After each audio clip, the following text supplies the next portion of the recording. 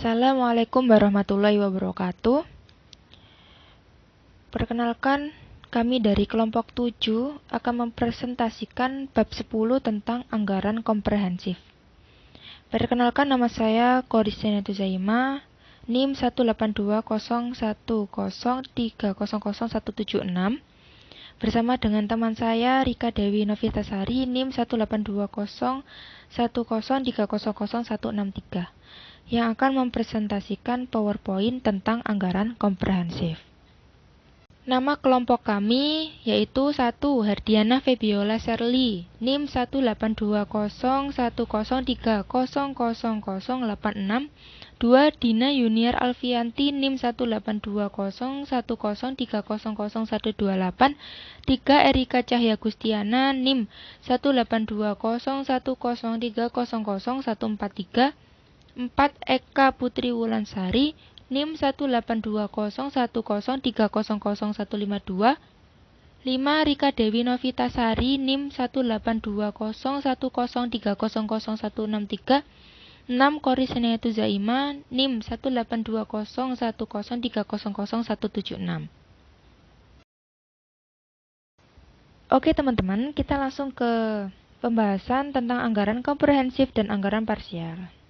Untuk penjelasan, ada di buku paket penganggaran oleh Rudianto halaman 196. Jadi, apa sih anggaran komprehensif dan parsial itu? Anggaran parsial adalah anggaran yang terdiri dari satu jenis atau kelompok kegiatan tertentu saja. Misalnya, anggaran penjualan saja. Jadi, anggaran penjualan ini merupakan menjadi dasar untuk menghitung anggaran-anggaran berikutnya. Ya, lanjut lagi anggaran biaya pemasaran saja. Terus lanjut lagi anggaran biaya administrasi saja.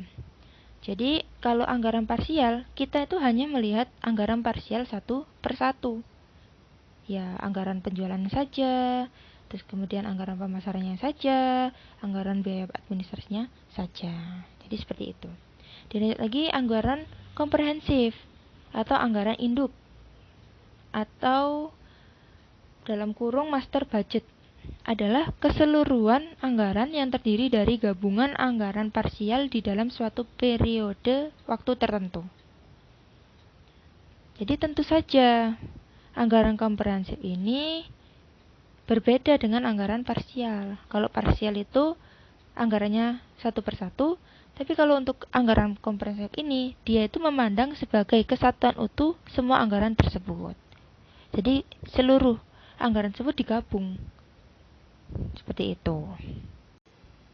Baiklah, kita lanjut ke anggaran parsial yang membentuk anggaran induk.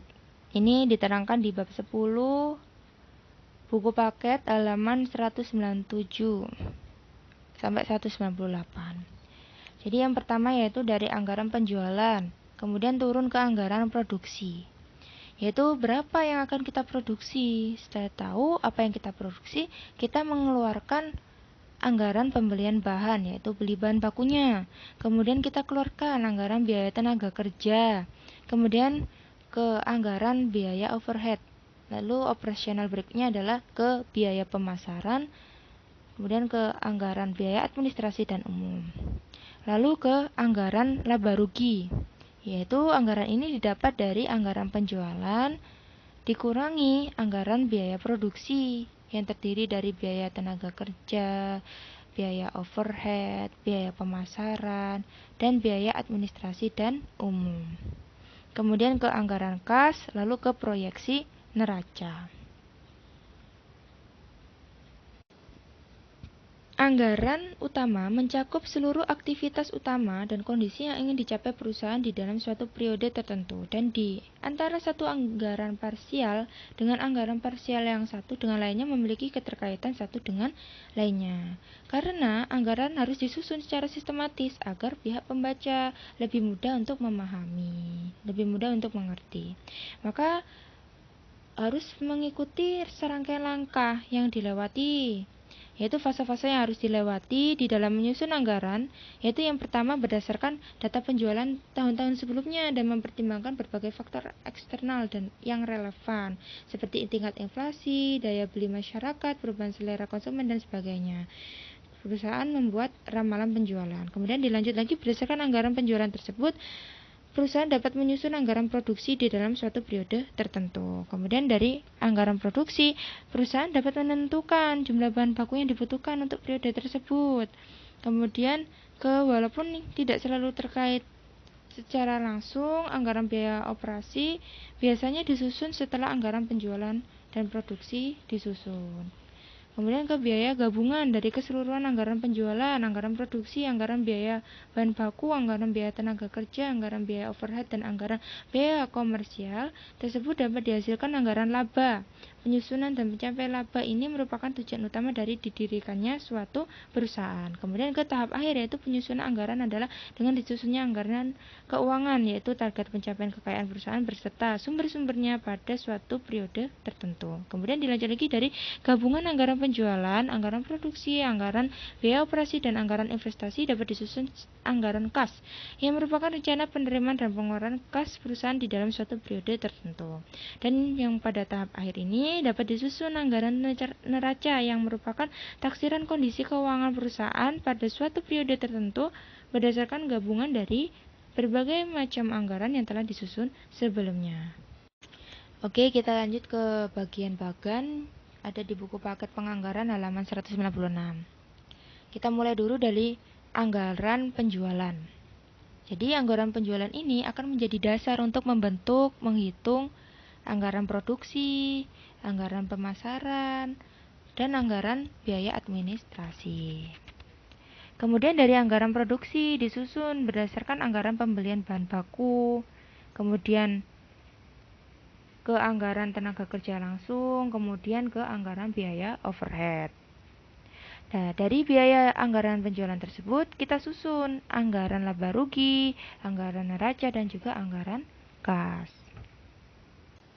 Jadi anggaran komprehensif ini ada di halaman 196 di buku paket. Anggaran komprehensif atau anggaran induk dalam kurung master budget adalah anggaran yang menggabungkan keseluruhan rencana organisasi.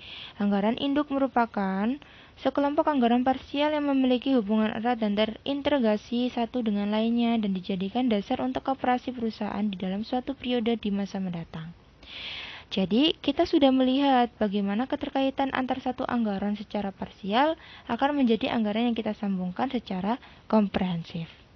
Oke, sekarang kita lihat contoh soalnya. Ada di buku paket halaman 199, yaitu PT Indomebel adalah sebuah perusahaan produsen meja. Produk perusahaan ini adalah meja tulis, yaitu MT, meja komputer MK, meja belajar MP, dan meja makan MM. Pada bulan November 2008, Departemen Anggaran perusahaan ini menyajikan data berikut berkaitan dengan pembuatan anggaran perusahaan tahun 2009. Kemudian ada data per Januarinya seperti ini. Ini data lainnya ada di poin A dan data di poin B. Ini juga dijelaskan di buku paket halaman 199 juga ada. Dan ini ada data salesman-nya. Kemudian poin C ada persediaan bahan jadi awal. Kemudian di poin D tentang bahan baku. Kemudian di poin E ada beli dari bahan baku. Ini bisa dibaca ya untuk soalnya. Untuk slide selanjutnya yaitu ada poin F. Persediaan bahan baku awalnya berapa, kemudian persediaan bahan baku akhirnya berapa. Kemudian ada di poin G yaitu tentang biaya tenaga kerja langsung. Slide selanjutnya yaitu masuk ke biaya overhead. Kemudian ada biaya operasional yang terdiri dari biaya pemasaran dan biaya administrasi. Nah, di slide selanjutnya ini ada poin H dan I. Ini sebagai tambahan-tambahan data yang akan kita buat untuk menyusun anggaran komprehensif. Kemudian berkaitan dengan rencana aktivitas investasi dan aktivitas keuangan serta aktivitas operasi lainnya di tahun 2009 dari bagian akuntansi diperoleh data berikut. Yaitu ada data untuk menghitung aktivitas investasi adalah jual dan beli kendaraan atau hasil mesin. Dan ada pendanaan adalah hutang-hutang ini. Berdasarkan data tersebut di atas, jika disusun anggaran komprehensif akan terlihat seperti berikut ini. Yaitu anggaran penjualan per wilayah pemasaran, cara penghitungannya. Ini kita bisa lihat di halaman 201 buku paket ya. Jadi caranya ini diambil dari data yang awal di mana perusahaan menghasilkan 4 produk yaitu MT, MK, MP, dan MM. Nah, di slide 9 soal poin A dan B diterangkan kita menghitung MT terlebih dahulu. MT dijual volume totalnya tahun depan diperkirakan itu terjualnya sebanyak 10.000 di mana 30%-nya diserap pada penjualan di DKI yaitu 3.000. Kemudian 2.500 di Jabar, 2.000 di Jateng, dan sisanya yaitu 2.500 di Jatim. Kemudian volume totalnya dilihat di soal poin A, bahwa volume total 10.000 itu dibagi 30%, 25%, 20%, sisanya Jatim. Untuk harga per unitnya ada di soal poin A, bahwa untuk MT itu 200.000, untuk MK 250, untuk MB 300, dan untuk MM 400.